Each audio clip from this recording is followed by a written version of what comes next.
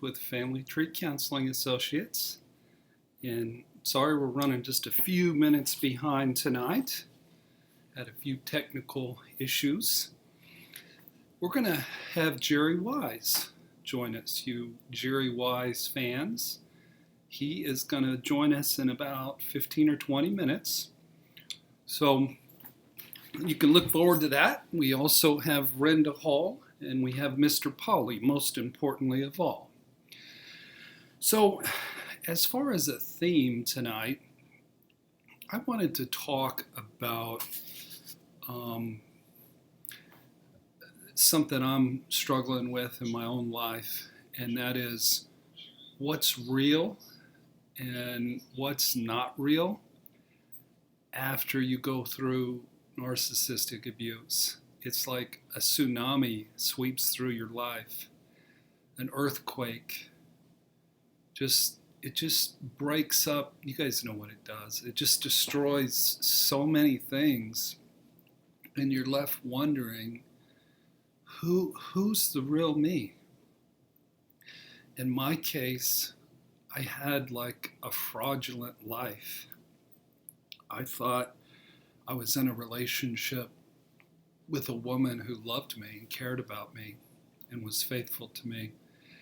And the truth was, there was a whole nother human being in there that I wasn't even aware of. So there's such a shattering that happens with narcissistic abuse, and you go through all the PTSD symptoms.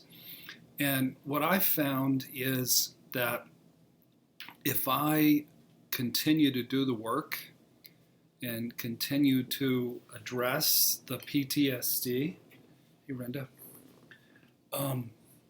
then in that case you could feel like Superman. I don't know if you can see that, but if you don't, if you get off track and you get busy and life has a way of really getting you diverted, then at least in my situation, I know that I become fragile. And fundamentally, narcissistic abuse it's basically a loss of the sense of yourself. So what I've been working on is just really getting down to the basics of who I am.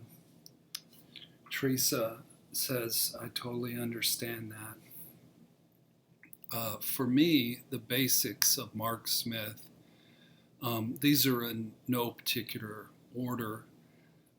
One is writing. And I really haven't been doing much writing because making these darn videos is so easy and so powerful in reaching people instantaneously that writing the book is just seems tedious in a way. But I love to do it, and it gives me energy. Another thing that is one of my basics is the game of basketball. And as a 57-year-old guy playing against a bunch of 28-year-olds, what that looks like is really different. On Friday, the last game of the day, I set a pick on an older fella, real good player, but it was a rather strenuous pick. And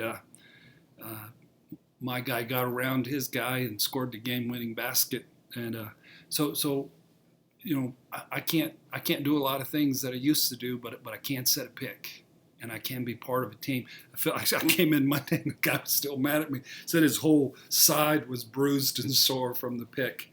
So, but the things that give you joy are the things that are fundamentally you. One of the things that's fundamentally me is the ocean. My kids, Mr. Polly. Mr. Polly is really fundamentally a part of me. Family tree counseling, my friends. So these are the things that I'm focusing on and investing in, just to get a sense of remembering who I am and where I came from. So who are you guys after the tsunami rips through your life and rips out your heart? What's left? So that's the theme tonight. Is what is solid still? What do you know that you know that you know is part of you? So, I do have some questions that I want to get to. We had a comment on one of our videos from Paula, and she said, "Tell me why my ex-narc won't give me my personal possessions back." And she says, "I need feedback." It sort of tickled me. I need me some feedback. And Paula, I don't know your narc, your ex-narc, and I don't know why he won't give you your possessions back. I've got some theories, and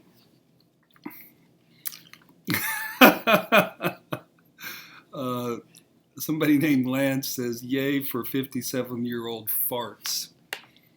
I assume you're 57, my friend, and I object to be called a fart, by the way. But so, Paula, here's my guesses that of why you're narc, if they're a typical perpetrator, why they would not give you back your stuff. One, it's a connection to you, and although they might be distancing and pulling away, or you might be in no contact. If they have your stuff and it bothers you, and you break no contact to communicate that to them, that's a connection, and they want a connection. It gives them power. It allows them the power to mind fuck you. He can keep your things because he can. If you don't have the legal power to keep that from happening, he'll do it just because he can. Maybe he likes your things. Maybe one of your possessions is a big screen TV. He likes watching TV. I don't know. So, but as with everybody that I speak with on this topic, what we try to do is shift the focus away from the powerful, evil, diabolical narcissist and on to really the only person that you can change, the only person that can locate serenity for yourself, and that's you. So, Paula, my challenge to you would be, if you don't have the power to maintain your non-contact with this fella and legally get your stuff back, how can you find serenity and peace and joy even without your big screen TV? Because it doesn't look like you're going to get it back, and you seem pretty frustrated because you said you need some feedback. You sounded sort of desperate and angry about it. So work on letting that stuff go. It's just stuff. Stuff is just stuff. The important things in life are your relationships, your heart, your safety, your family. Work on those things.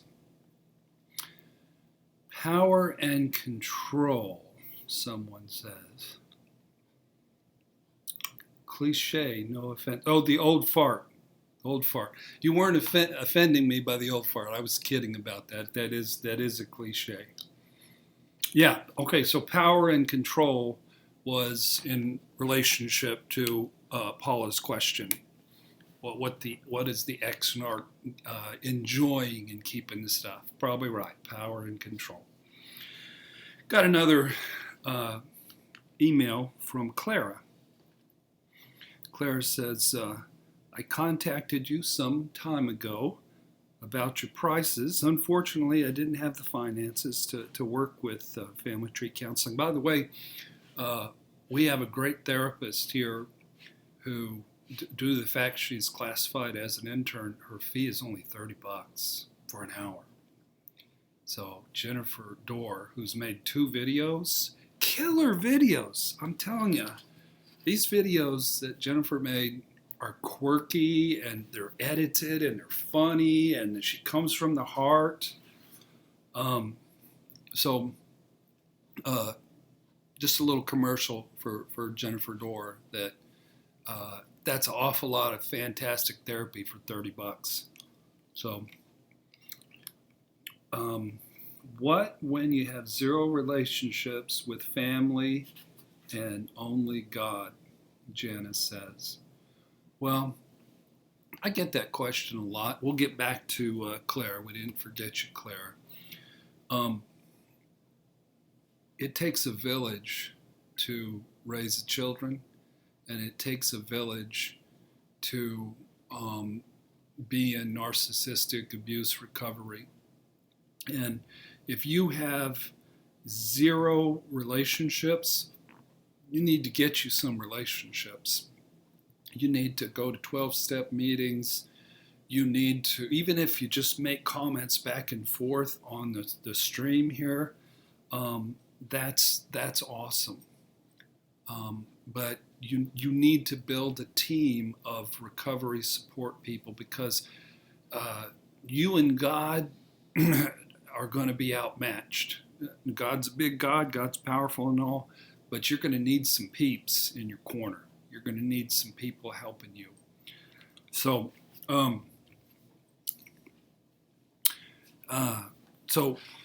after my commercial, back to Clara. I'm an ACOA, and I grew up with an emotionally abusive, angry, overcritical mother. You grew up with my mama, so you grew up with. I have a question that I hope you might be able to address in one of your videos. And I told Claire I was going to be fielding this question on this show today. During my therapy the past 4 or 5 years, I've discovered all the destructive patterns in myself that I got from my parents. So my question is this: how do you know you're not the narcissist or the cluster B yourself? How can you tell? And what can you do about it? Well, I've never known narcissists, true hardcore narcissists, that sit around and wonder about if they're a narcissist or not. They don't have a lot of pangs of conscience and personal insight that they're going to sit around and reflect upon, am I a narcissist? They don't have the slightest clue that they're a narcissist. If they've been told by 100 people, they don't have the slightest clue that they're a narcissist. So the fact that you are so reflective and aware that you're writing somebody wanting an answer, what if I'm the cluster B? You're probably not the cluster B. All right? I've heard that from the codependent involved with the narcissist many times. I've heard it from codependents that didn't have a narcissistic bone in their body. They'd be better off if they had a little bit of narcissism in their body, but they didn't. So Jerry Wise is in the house. We're going to bring him on here in just a little bit. Mr. Pauly's visiting with Jerry, and Jerry has a very dynamic relationship with Mr. Pauly. One day at a meeting, Mr. Pauly jumped up and took Jerry's sandwich and consumed it. And Jerry, I've never seen Jerry reacted, but he was just a tiny bit reactive that day when Mr. Pauly got his sandwich. I don't know what I was talking about. Whether or not you're the cluster B, whether or not you're the narcissist. Well, I'm not saying that we people who get involved with cluster B people are real emotionally healthy people. I'm not saying that at all. We're not. I have this belief that on a scale of 1 to 10, with 10 being perfectly healthy emotionally, There are no 10s, of course. I don't believe there's any 9s, 8s, 7s, or 6s on the planet.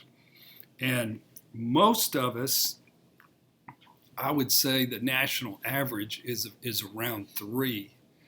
But of course, a narcissist is a 2 on a good day, or 2.5.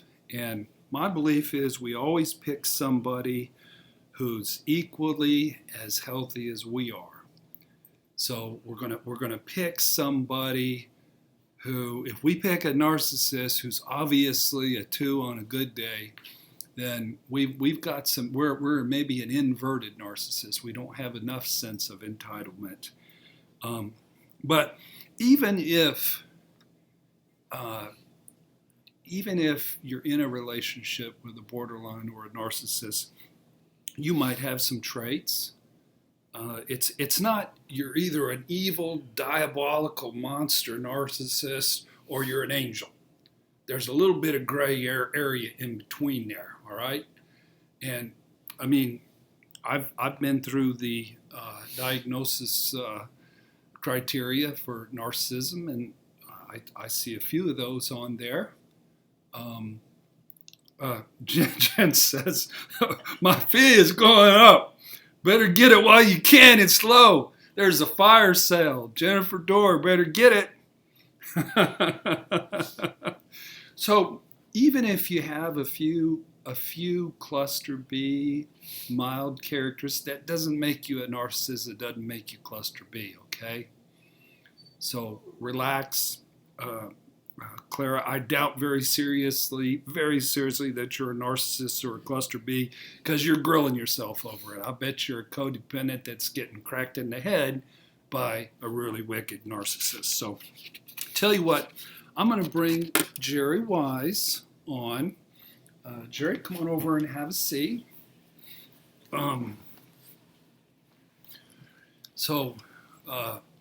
We're in the presence of greatness here, folks. Clinically speaking, and personally speaking. A lot of you have been missing Jerry. He's our most popular maker of videos. I think if Mr. Pauly made videos, he might. Let me move over a little bit, Jerry. Get you on the full screen here. I can get over here and join. Yeah. I think if Mr. Pauly made videos, he might give you a little competition, but since he just sticks his head up, he doesn't actually say a lot. So, but Jerry's got some things working in his life that's going to allow him to make a lot more videos, and perhaps write some books. We're going to scooch him right into the center stage here. And we're just so happy about that. My friend Jerry has worked so hard.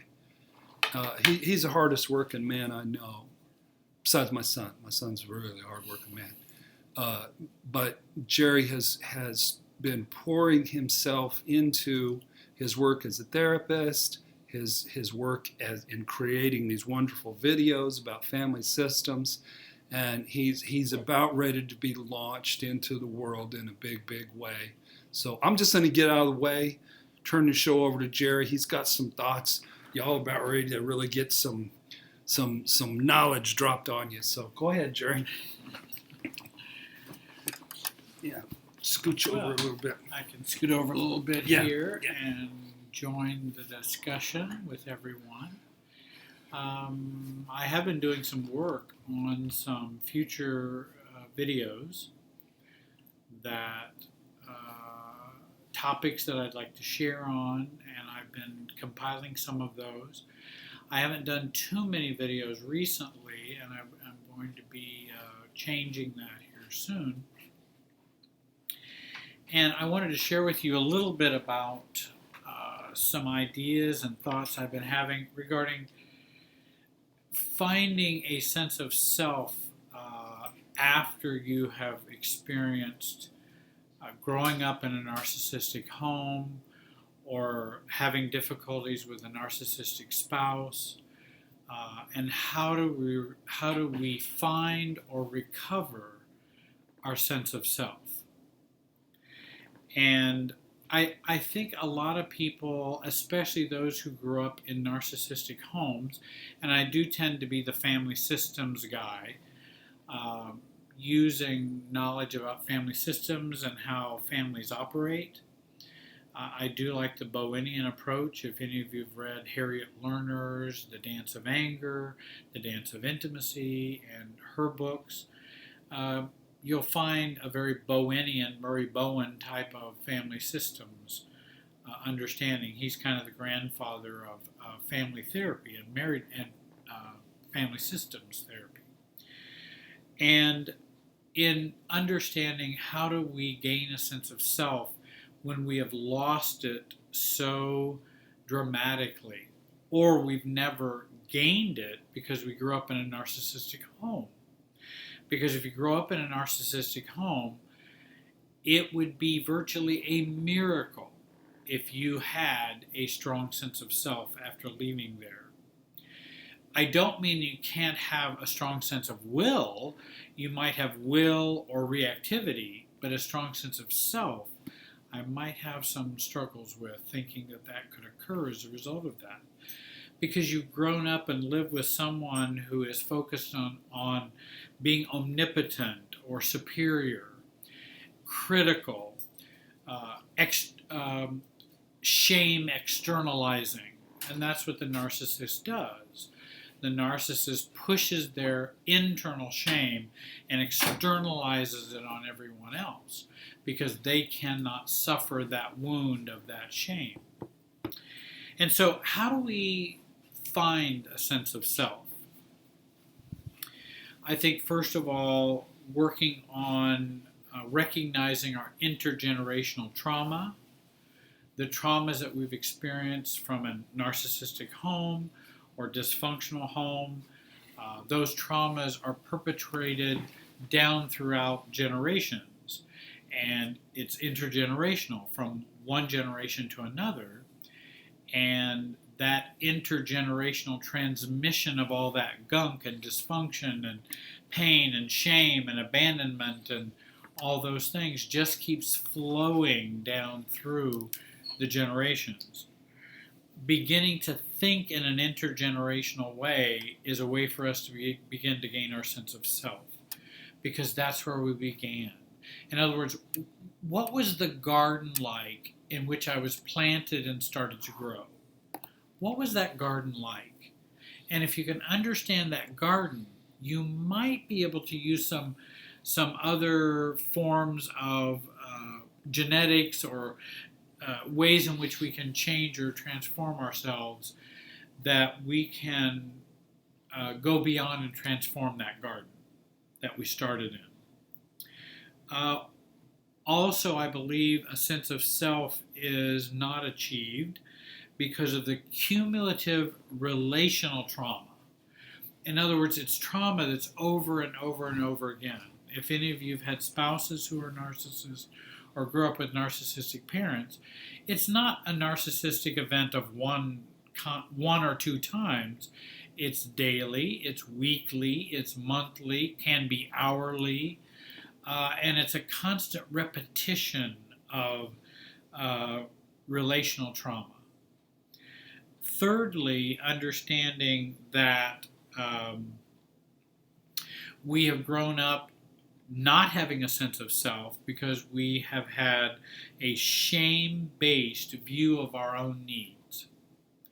In other words, our needs are inappropriate, they're not right, they're not okay, they should be thought of as negative, and that anything about what we want, what we need, what we desire, our sense of self, is all based in shame and should not be acknowledged. And that's often what occurs when you've grown up in a dysfunctional home. Let me also, well, and I think that's what is that's a major conflict that we have when narcissism is involved, especially growing up in families. When narcissism is involved when we're growing up in a family, we are caught between these two things. Your needs are selfish and bad. Your neediness and dependence are denigrated. and are feared and is disregarded. On the other hand, but you don't dare move towards independence or self-differentiation or self-knowledge or self-awareness. You don't dare do that. So now we're caught between myself is bad and becoming myself is bad. And that conflict is very painful. And we are not able to become ourselves and have a sense of self. So it results in this inescapable badness that I call it. Inescapable badness. I'm always bad. Inescapable badness. In our post-traumatic inescapable badness, we build self from the bottom up. Our bedrock is not solid. It's a bedrock based on the wrong things. Building a sense of self and becoming a self, it gets built on self and our sense of self. And that's not at all what we're used to. It feels very foreign. And I think of the ways in which to accomplish that. I wrote down a few this evening for tonight. There are more, but at least these might be a help. Return to the scene of the trauma. Going back and return to that scene, not for the sake of reliving it. I understand you relive it every day. It's not just to relive it. It is to understand the garden, understand you in the garden, understand how you felt in the garden, and also understand how you can rescue yourself from that garden. Second of all, we can process and experience. We process the experience that we have of going back. We can resolve the enmeshment, which is very important. Enmeshment kills self and sense of self. If you process through that experience in the past and resolve the enmeshment or the neediness we have for that victimizer or the narcissist, because in some ways, well, I'll get to that in a moment, resolve the enmeshment. Enmeshment thwarts self. In those times, we can also begin to learn to let go of the inescapable badness during those experiences or inner child healing experiences. Also, we resolve the downsides of getting better, getting whole, having a self. Now, that may sound kind of funny when I say the downsides of getting better. There are many downsides to getting better. For example, if I work to let go of my narcissistic parents or let go emotionally of a narcissistic ex or a spouse, if I let that go, it touches my fear of abandonment issues, for example. So the downside of letting that go is that I have to increase my awareness of my fear of abandonment and deal with my abandonment feelings. So many times, rather than dealing with that abandonment, I'll just stay in the crap. I'll just stay in the unhealthy relationship and the unhealthy emotional pattern. Also, I believe another aspect in becoming a self is to become the non-traumatizing adult to our inner child. The inner child always has been traumatized by adults. Now I'm learning to become the non-traumatizing adult for my inner child. Because my hunch is, with our inescapable badness that we are, how do you think we treat our inner child? And we treat them as a traumatizing adult, oftentimes. We're insensitive to ourselves. We're very critical of ourselves. We can't do anything right. We're the traumatizer again to ourselves. If we can begin to break that cycle, that begins to allow the self to blossom.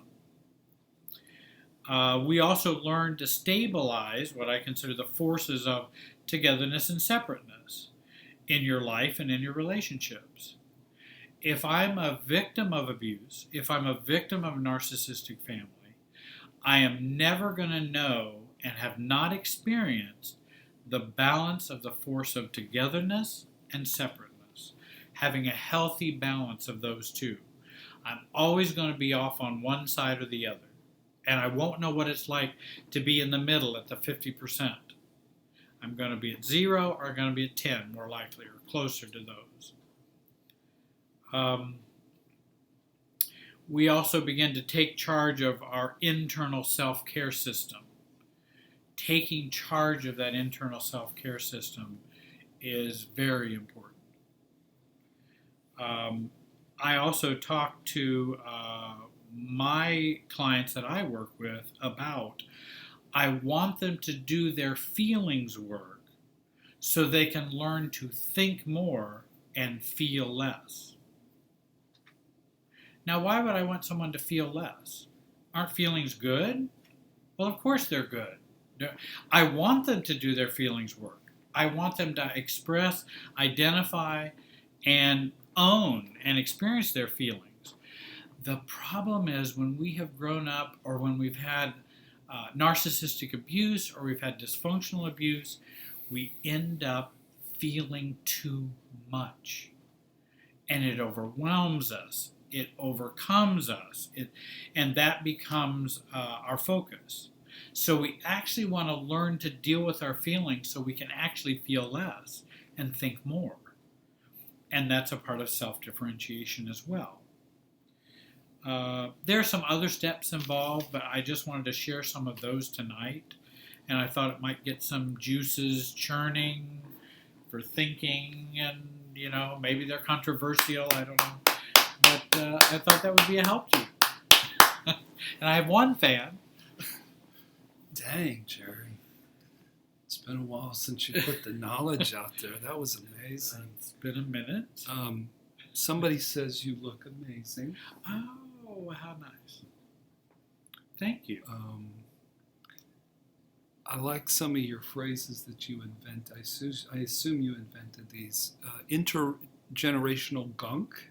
Yes. Did you learn that's that mine. in graduate school? That's mine. That's yours. They might look down on me for that. But Is there a difference between gunk and junk? Is it similar? Well, I think gunk is more sticky, and I think that intergenerational stuff is very sticky. I think it's a glue. It's a glue that we need some glue. Gunk is more gluey. Gunk is more gooey. Gotcha. So, inescapable badness. Is that you? No, that comes. I wish that were my own phrase. It comes from a traumatic narcissism healing book. Okay. And I like that term of inescapable badness because I know what that feels like, and I know a lot of people experience that. This lady says, "Yay!" First of all, she has a picture of a puppy, so that's good. Yeah. Her name's Terry. She says, "Yay, Jerry! Jerry, I need an appointment."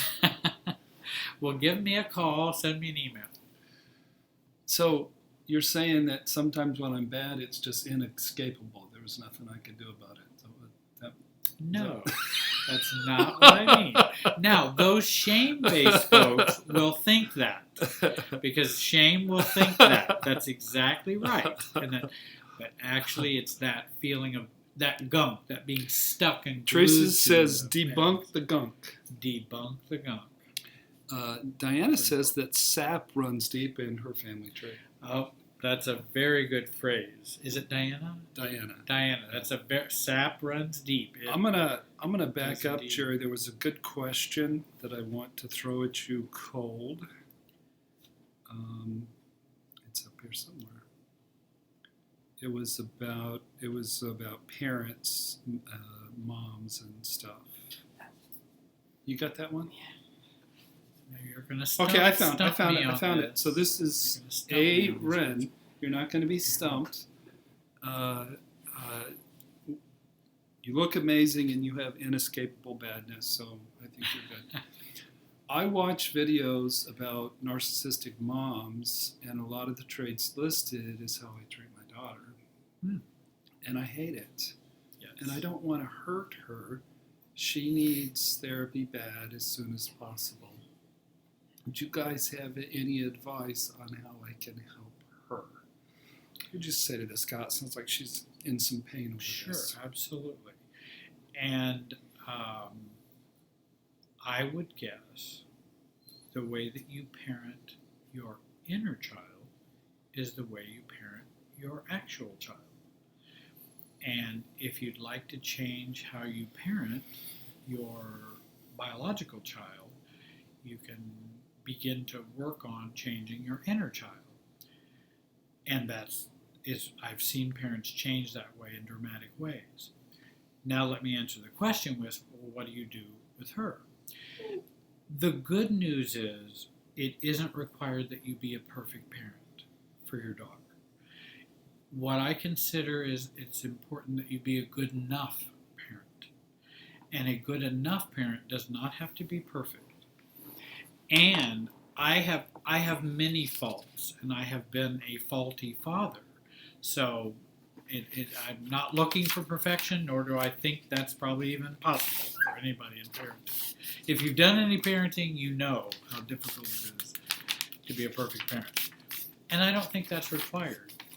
I think what's required is, can I accept what I'm going through, what I'm learning, even my weaknesses, and acknowledge those with my daughter in that situation? And go, little Mary, my daughter, let's say, I need to tell you that Mommy's going through some changes and she's learning about herself. And what Mommy just did wasn't the best. I love you and I care about you. And I apologize, and I'm still the mommy and I'm still in charge. However, I do acknowledge my weaknesses and faults, and it's okay to do that. And it doesn't make me less of a parent, it makes me more of a parent. And I think accepting yourself and your own weaknesses, and also realizing, hey, I came from a narcissistic family and a narcissistic parents. What kind of parent do you expect me to be? Who would anybody expect you to be? So we start there with accepting where we are, and then we can begin to change how we react with our daughter. Kids are very forgiving. They already know what we're like. They already know. You don't have to wonder, I hope my daughter doesn't think I'm acting like my grandparents. No, she knows how you're acting. She already knows. So let's do away with that fear and let's accept it's already happening and it's okay. It's how am I going to deal with it with her? We don't have to be perfect. And in fact, you can tell Mommy if you need to. If you notice that I'm angry or if I'm too upset with you, you can say that. And I will reflect on that because that's something I want to work on. And I think, kids can, and in fact, you doing that alone is different than what you had growing up. Just doing that. Right? Right. I mean, even if you don't improve, you doing that is an improvement from the previous generation. Yeah. Jerry, we have another question here. If you need to get on the road and go, let us know. But we're gonna extract knowledge while you're here. Terry writes, Jerry, my sister is a narcissist, but I had no idea until a month ago. I'm the oldest. How'd I miss this?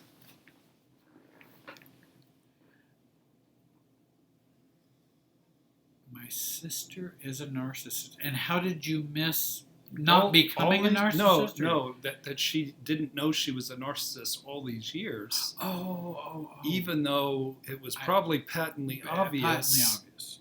How'd she miss it in in a family system? Oh my gosh.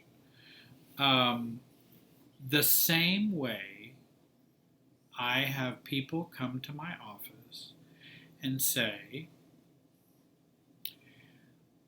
my father sexually abused me and was physically abusive to me. My mother did not defend me and was codependent and enabling of my father. She was critical and distant. But Jerry, I just want to tell you, I know my parents love me. Do you see anything wrong with... And by the way, I'm not judging the parents' love or not. I'm not inside their head.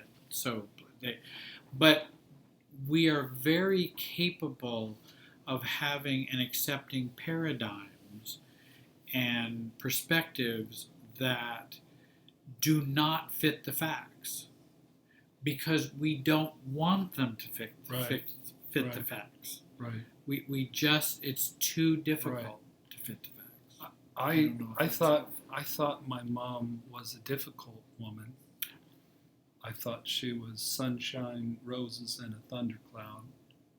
And I knew she was borderline, but I sort of thought there was some Doris Day in her too, so that made her...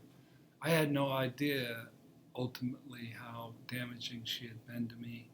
And then the same thing with my former significant other, and that is, yeah, she's a borderline, but she's sort of pretty, and oh well, ha ha ha. And I was really playing with fire, and I really got burned. So it's like you're so close to the forest you don't see the trees.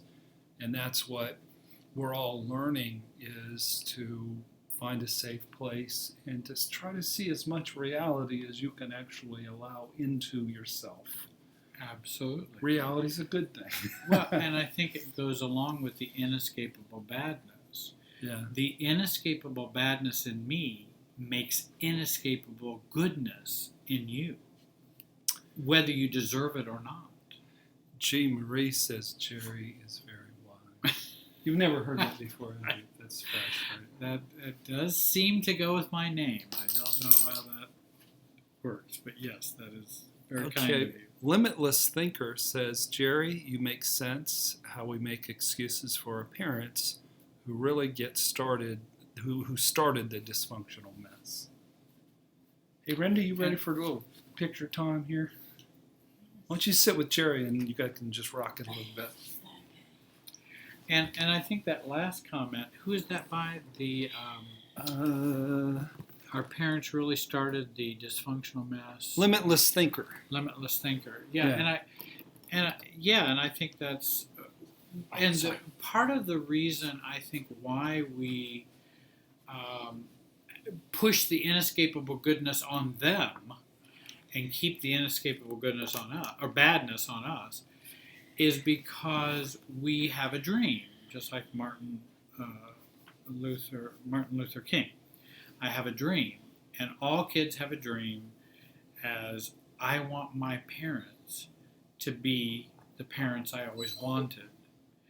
And so it is difficult to give up that dream as kids or as parents.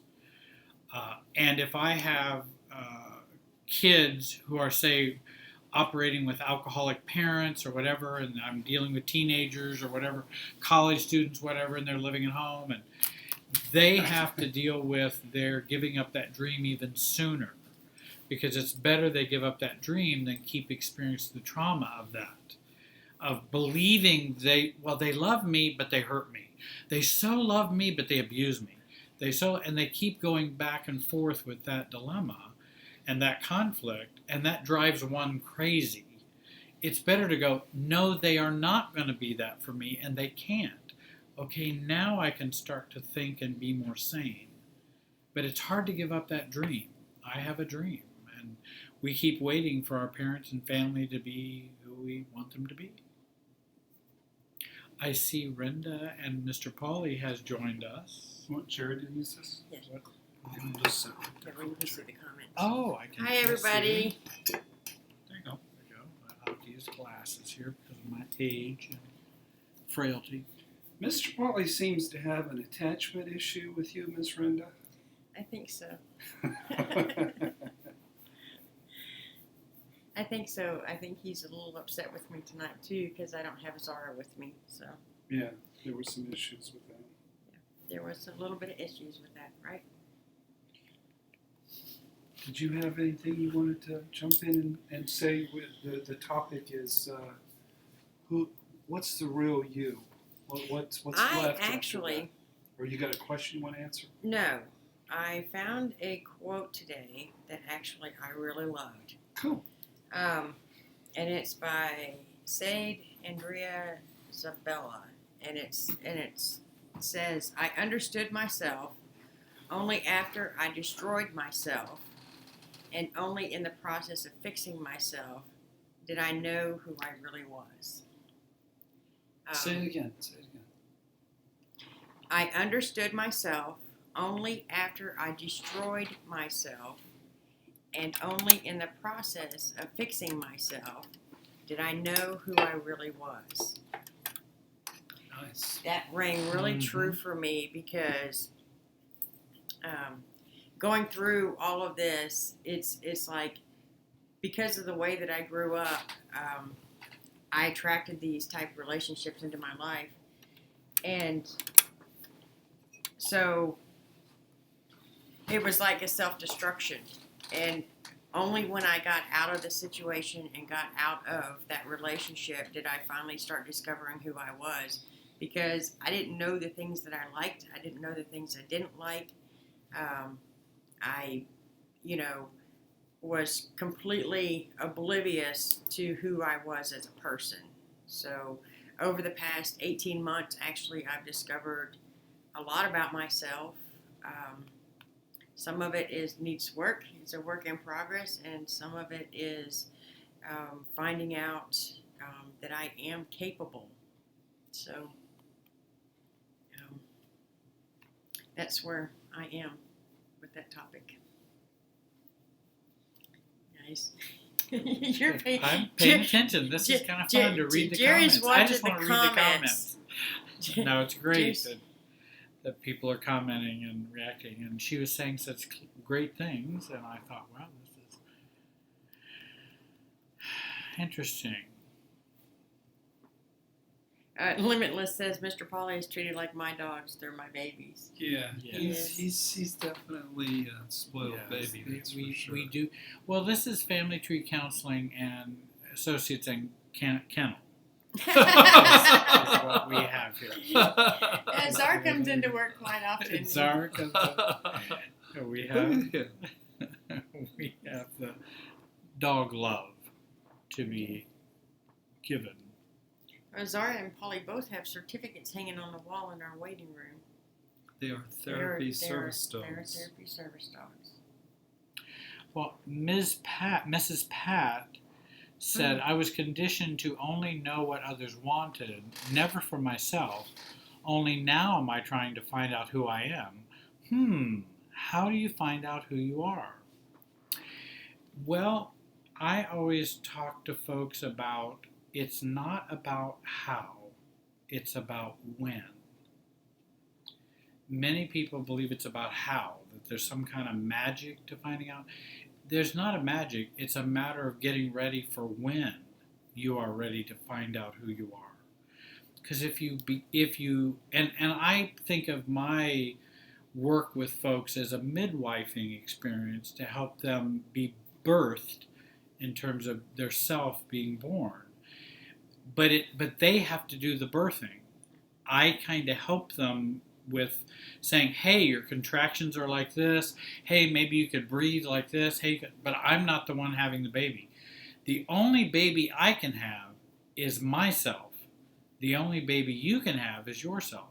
Now, that doesn't mean there aren't helps or ways we can do that, but it does start with helping someone be alongside you and you having the courage to go, this is the way I feel. This is what I want. This is how I would like it to be for me.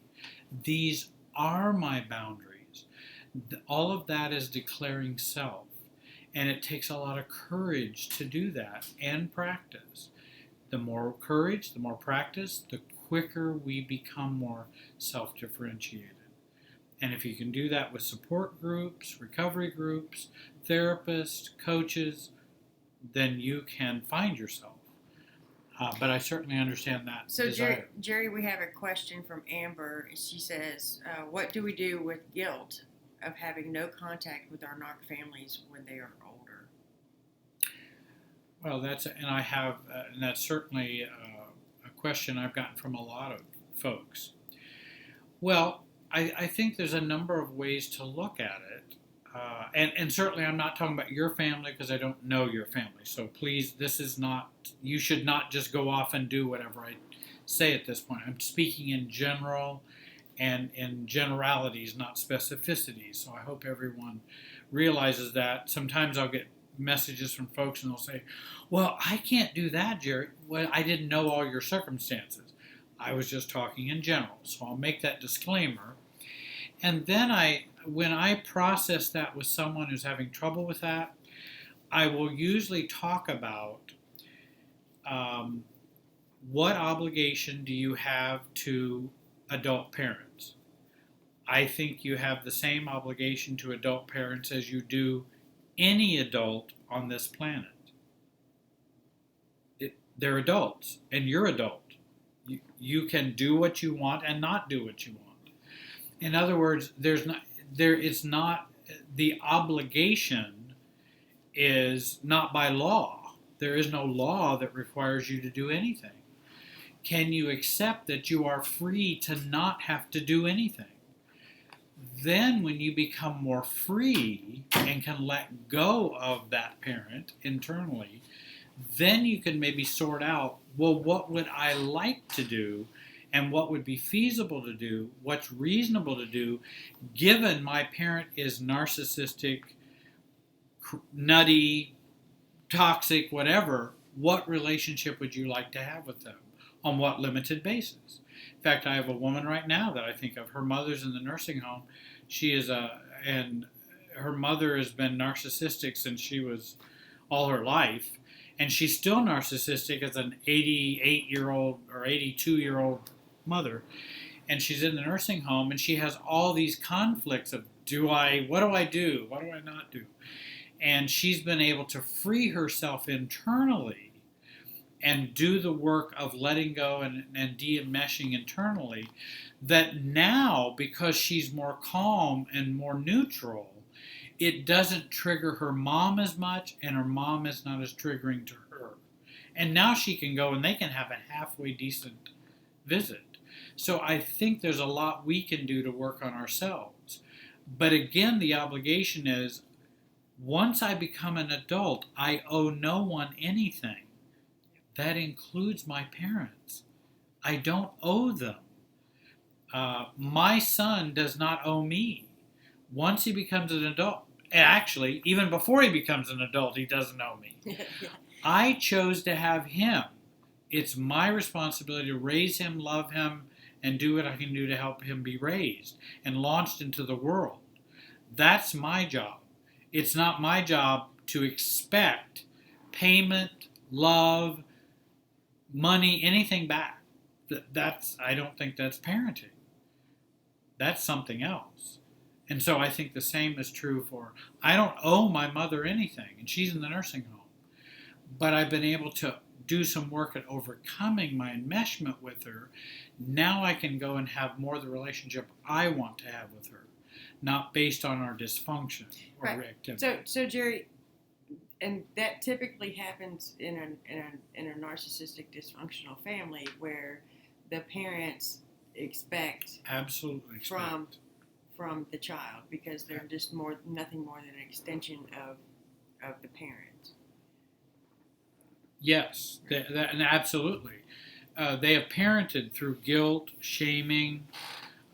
What I like to do is become more vaccinated and have a prophylaxis or a vaccination to their attempts to shame and guilt. And I think we can build our sense of shame, a force field against shame and guilt. Nice. Nice. And in fact, I have a video. It's called "Raising Your Force Field," which is a part of emotionally becoming stronger, where they can say, well, you were never the son I wanted. And your point is? What has that got to do with anything? Right. So there's another question. So what? Yeah, Limitless said, I sent birthday cards to my narc sister and brother. Wonder what Jerry or Rinda think. Oh, I have people do that all the time. It's called contact for contact's sake. Mm-hmm. In other words, I'm going to be non-threatened, and I'm going to be neutral and detached, and I can go ahead and send a birthday card, Christmas card. I have folks in Australia, and they are reconnecting. She's reconnecting with her narcissistic mom on a different basis, and a part of that is through correspondence and just sending a card and saying, I wanted to just call or note this. I want to know how you're doing. Hope you're doing well. Kids are doing fine. That kind of reminds me of a situation from actually my adulthood. After my father passed away, my mom and I went no contact. Mm-hmm. And I sent my mom a birthday card my sister was going to dinner with her, and I sent it via my sister. Just sent her a birthday card. Mm-hmm. And that was me actually reclaiming my independence. And it is in other words, I'm no longer acting like the 13-year-old. Right. I'm now going to act like, for me, the 62-year-old, and send a birthday card because I want to, and I just do it, and you get nothing else than what I want to give you. Right. So if they would respond and go, oh, well, when are you going to come and visit? Why can't you be the son like my other son is? Or, they're going to do the shaming and guilting. And then we learn to say, because I wanted to just see how you were doing and send this card. Yeah, but when are you going to? Because I wanted to just see it and see and send this card. Right. That's all I wanted to do. There is no other expectations.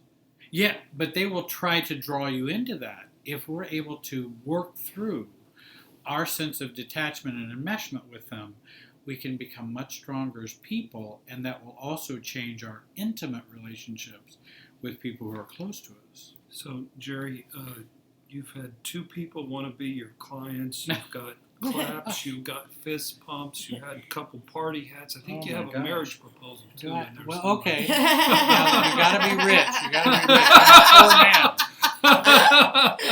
If you have a yacht or or a house in the Caymans, or so Amber asked,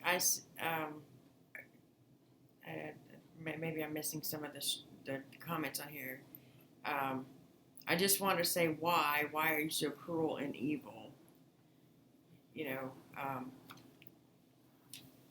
why is who so cruel? I think that it's her parents and her brother, I believe, is some of the feed is that she wants to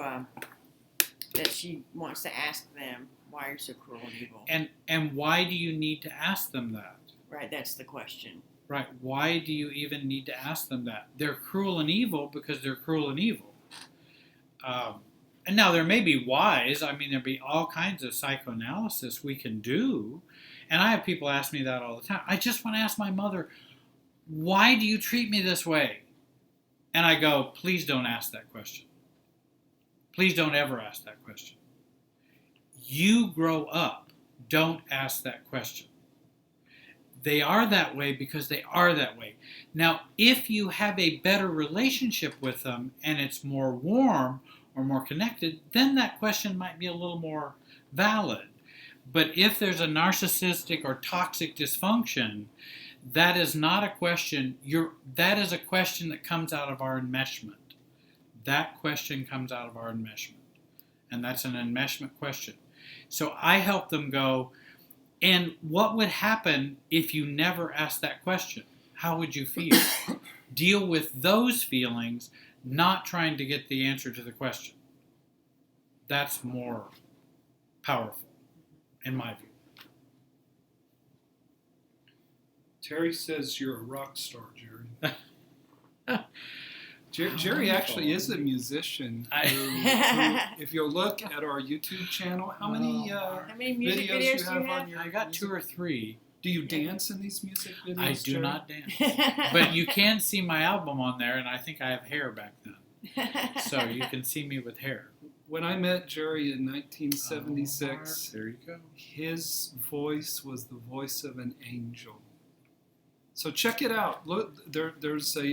Do we have a separate playlist for your? I think we do. We might For have. recovery music. Yes, we might recovery have. music. Yeah. I actually Check it listened to out. that I the was other a- day. Jerry really is a rock star. Actually. Jerry is a rock star. So, I'm I just saying. got to do music professionally years ago. And now I sing a different tune. So G. Marie says my mother expects some kind of payback. LOL. After the hell she put me through. No, not making me feel guilty no more. Sorry. Right. Sorry, dear. Right. We don't owe. My mother also believes I owe her, bless her heart, and that I still owe her a certain, and no, I don't. You parented me, I parented my son. It's not obligatory. You chose to have me. I didn't choose to be here and then owe you. I didn't sign that contract when I was born. There is no contract for that. Our relationship as adults have to be based on want, desire, mutuality, just like any friendship or any relationship. So Jerry, my question for you is, if you were parentified as a child, and you know your parents' I'm parent, right. how do you go about working on your issues with being parentified? You and what I do is I take people through my little mini workshop of learning to be mediocre and learning to underfunction. Learning to underfunction. Mm-hmm. That we shoot for underfunction and for mediocre to shoot for health. Because we're already way over here, so we shoot all the way over here. Yeah.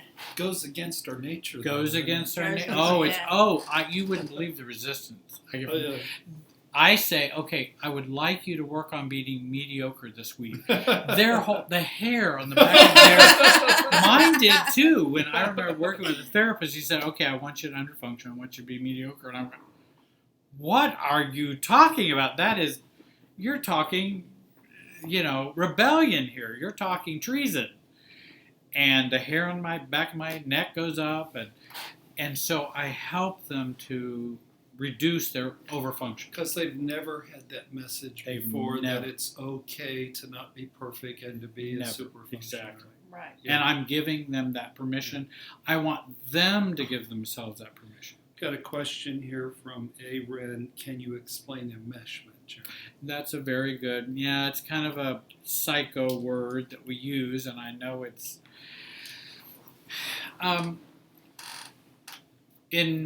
enmeshment is when my lack of self They love looking at is filled up by your lack of self, and we overlap.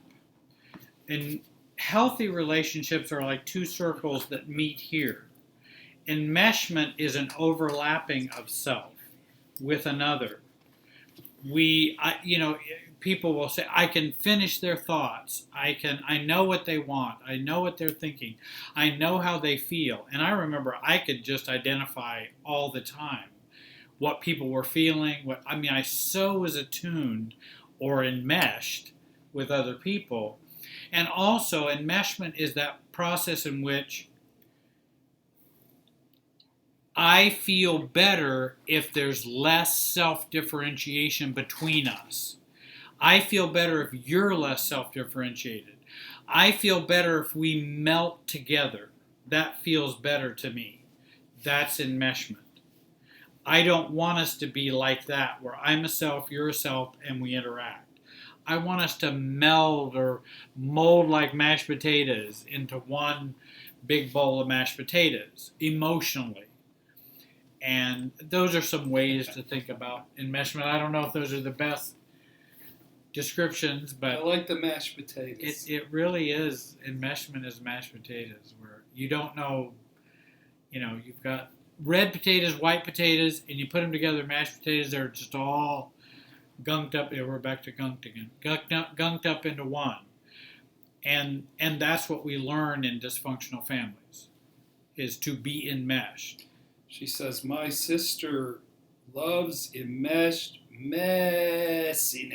Oh, absolutely.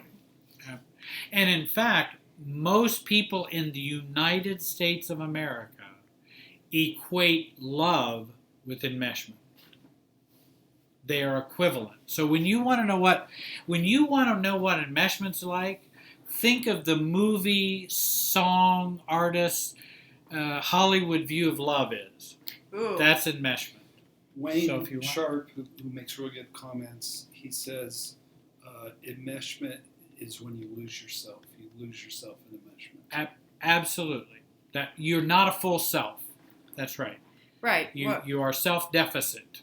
And we draw the circles on the board, the two circles, and this is enmeshment. Right. When they're when they're overlapping one another, and what we strive for is maybe just a little overlapping. Right. There is And- some we-ness and there is I-ness. Right. In enmeshment, there's too much we-ness, too little I-ness. Right. And that was what your Wayne was. In my family, we had mashed potatoes and gravy. Yes. We love the gravy in my family. Absolutely. So Amber says, so enmeshment is like being in love in the movies. Yes. Exactly like That's that. exactly like that. And enmeshment is like being in love to a Kanye West song or a Taylor Swift song or whatever artist is Wait a out minute, there. isn't Taylor Swift songs, isn't hers all about her ex-boyfriends? And it might be. Yeah. I don't know who sings all about love these days, but more than likely it is an enmeshment love they're talking about. So, a lady who was on here last time, Crochet Ninja. I love that name. She That's a she neat- does crochet as part of her recovery process. Yes. She says she's a little late, but the over-functioning and the need for mediocrity really clicked for her. Cool. Oh, it is a little late, but it is.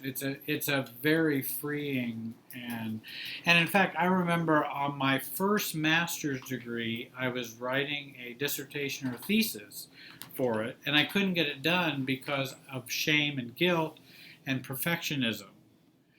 And so my wonderful professor told me, he said, Jerry, I want you to work at getting together a mediocre thesis.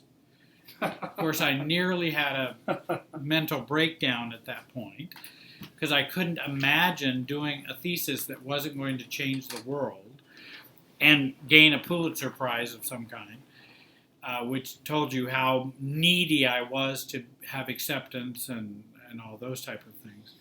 And he was very helpful in that. He said, we're going to work on mediocrity.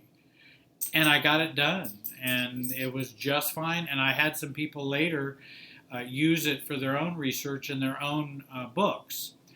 It didn't mean it was the most phenomenal. If you read it, it wouldn't be the most phenomenal thesis in the world. I'm not saying that. But it actually helped some people. So even in my mediocrity, I could still be of help. And I think most people can. And that's why I think, and I say so many times, anything worth doing is worth doing poorly. There is a question. Ember Prime says, I got a question. How do you deal with a narcissist when you're disabled? Boy, that's Disabled in what way? Yeah, do you mean physically? Or, Right. Certainly. Oh, well, after- somebody said disabled how, Ember? Yeah. They did ask. Because I certainly felt disabled by all the PTSD symptoms. It I looks still like do. she said autism and ADHD. Oh, okay. Oh, okay. Oh, and somebody asked for, yeah, I do have 2 master's degrees. One is in pastoral psychology or counseling, and one is in marriage and family therapy to Terry, formerly BBR. And somebody also said one thing here, and we'll come back to the disabled. What did they say? They said, I wish Jerry was my dad instead of the distant, abusive, immature narcissist. Well, how nice of you.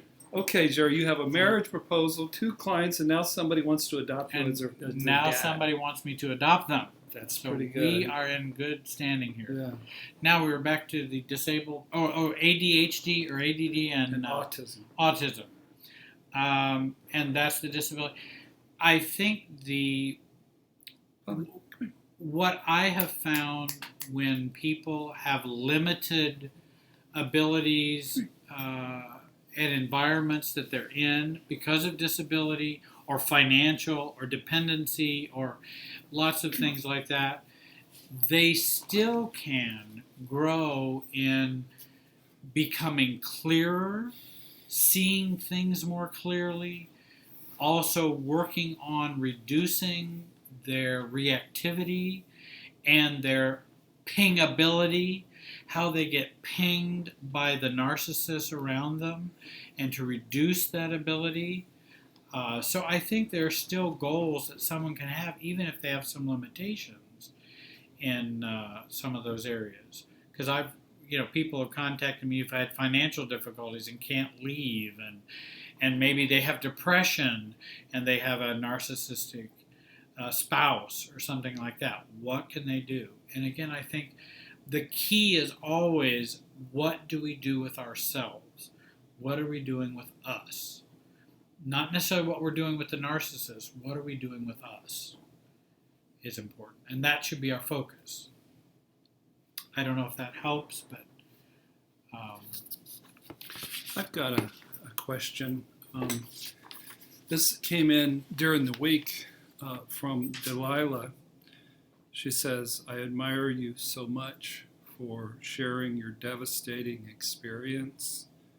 Listening to you is so powerful, and sharing your story lets us know how real you are. Pretty real. You're shattered. You provide a wonderful service on YouTube. Thanks so much. You commented that your crying could be childlike sounding or something to that effect. And I know what you mean. I sound like an infant sometimes, and other times it's a horrible sound, a deep, horrible sound. So it was nice to hear, Delilah, because I haven't had clients who, when they cry, it's almost like they become another person. Have you ever seen that, when somebody cries and they're like crying like an adult, and then they kick into a whole nother kind of crying, and it sounds like an infant or a little boy or a little girl. Mm-hmm.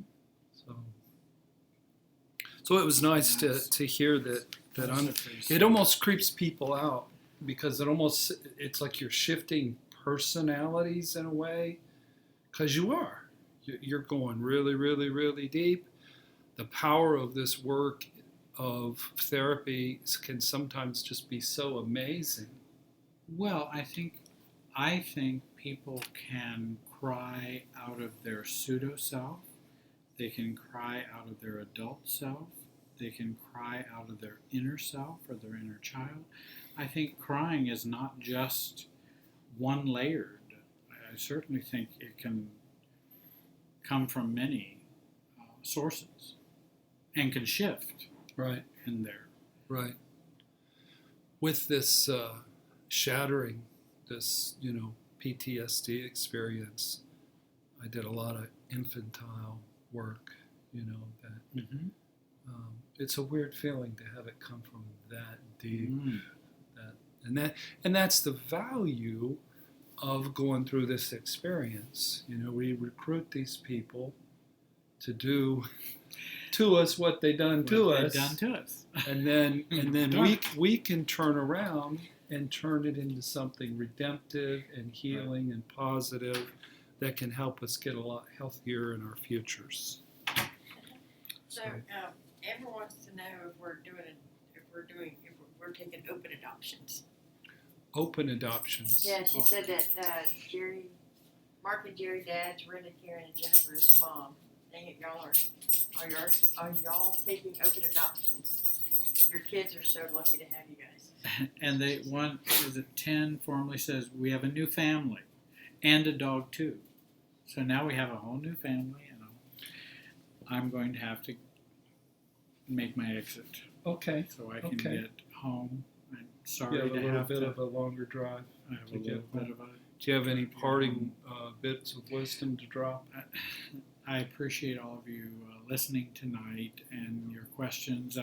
There are some other questions that look very interesting to answer. We could probably spend 3 hours tonight. And contact Jerry further for the marriage proposal, the Yes. clients, the adoption papers will Right. be filed. You You've got quite a few connections tonight, Jerry. You can find me on YouTube at my email address and phone number. And if I can be of help, or if you can be of help to me, that would be great. I'm joking. Just joking. Now we're going to get in trouble for that. Thank you for joining us, Jerry. Thank you, Mark. Drive safely. Love you. Thank you. Thank you, Rinda. Thanks, Jerry. And thank you, Mr. Polly. So Terry talks about the crying, and she says, look at yourself in the mirror when you cry, and you'll be surprised at the expressions you'll see. That's true. It was very true. And actually, doing some mirror work where you look into one or the other of your eyes and you say positive affirmations such as, I accept you, I love you. You would be surprised about the emotions that it brings up. Yeah, I did some of that work. It seemed corny to me at first, but I stared myself down and kept saying, I love you as I breathed in, and then whatever came up as I breathed out. Right. Actually, in our women's group, I did the mirror exercise with them, and it kind of they thought it was all goofy at first, but then it really opened everybody up and let them process and connect with that inner child. Jerry's getting further offers. I think somebody wants to knit him a scarf. Oh, cool. So there's that. I think this probably is that Crochet Ninja. No, but now Crochet Ninja said I can crochet you something. Crochet Ninja could probably crochet him an automobile. I mean, it sounds like she really. Sounds like she's really good. Oh, I like that, Rinda. Dude, seriously. Oh, I think are there bones in the There's trash bones cans? in the trash can, and he would like to get some chicken bones, get himself in trouble. Yes, and he can't have chicken bones. No chicken bones for Mr. Polly. Sorry. We got about 7 minutes Yeah, we left. If anybody has some more. Just tried that. Yeah, it's awesome. Stared yourself down so you cannot escape yourself. Right. Rinda just tried that. Wow, good stuff. Somebody's at home looking at YouTube with one focus and then shifting over to the mirror and just practicing it, man. Exactly, that's These right. people are like serious about doing the work, you know. Terry knits, not crochets. I know, Terry. It's the crochet ninja who was gonna. What's that dog, or where's that dog? Where were we at? I didn't. Oh, Was that a dog? Was that a dog? Yes, yeah. Yes, That's, Ember, that was a dog. Mr. Here. Polly, there's chicken bones in the trash can from my Come back lunch, here, and he feeling ill-used because he's not getting no chicken bones. Mr. Polly likes attention. buddy. He loves attention. Aren says, I do that, and I can't even get through a sentence without breaking down and bawling like a baby. So that's awesome. That's awesome. Dogs can be such wonderful healers. Both Polly and Zara just stroll the waiting room, and they go from room to room. And what Polly does is, if I'm working with a couple and one person is particularly sad or depressed, he'll sense that, and he'll go to that person and start loving on them.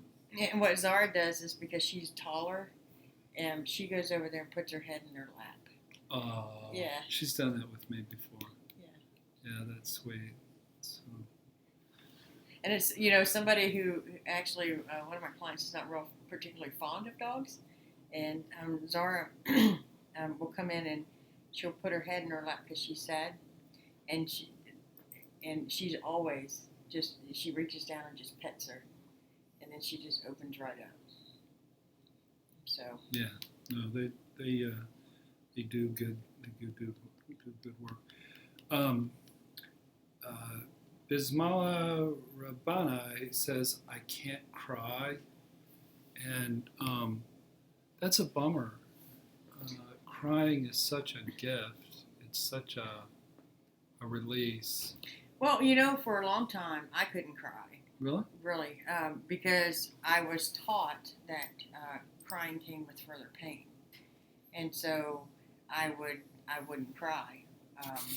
When I would get in trouble, I stayed in trouble actually.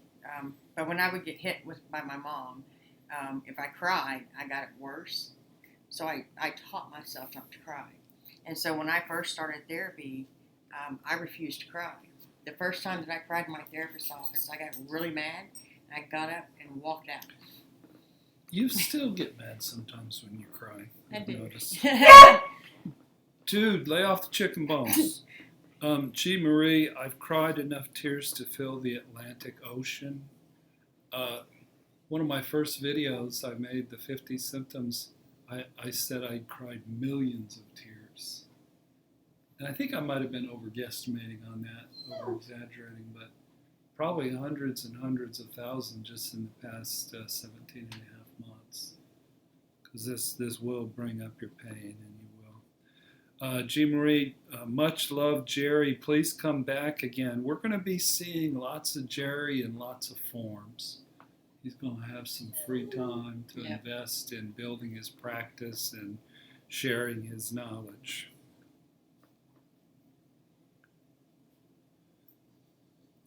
Yeah, those who can't cry are numb but work through being numb is what Limitless says. Yeah. And that's true because I was very numbed out. I wasn't in touch with myself at all. Yeah. And I didn't even know what inner child was. Yeah. And when I made that video about the symptoms, the one thing that didn't fit was numb. And I thought, I would have rather had the numb, It's know. not a good and place. then I got a lot of feedback that said, "Dude, you don't want the numb." no, either." the numb is awful. Yeah. The numb is awful. I was numb when my shattering first took place. I was pretty raw, but I didn't know how to feel, and it was just like I just wanted to press through everything and just act like it never happened. When I found out that when it first happened, when I found out that he had cheated, it physically made me sick, and then I just wanted to ignore it, and I just numbed out all my feelings, and it was horrible because I didn't enjoy anything. I didn't enjoy life. The things that I actually had found some joy in, I didn't care about them much anymore, and it was just a really, really bad place to be. Yeah. We're winding down here, G. Marie. What do you guys think about when the narc witnesses you crying and makes fun of you or completely ignores your cries for help? And I remember sitting in Bernard Baca's office, sitting across from my borderline narcissist, and that little boy would come out with the little voice.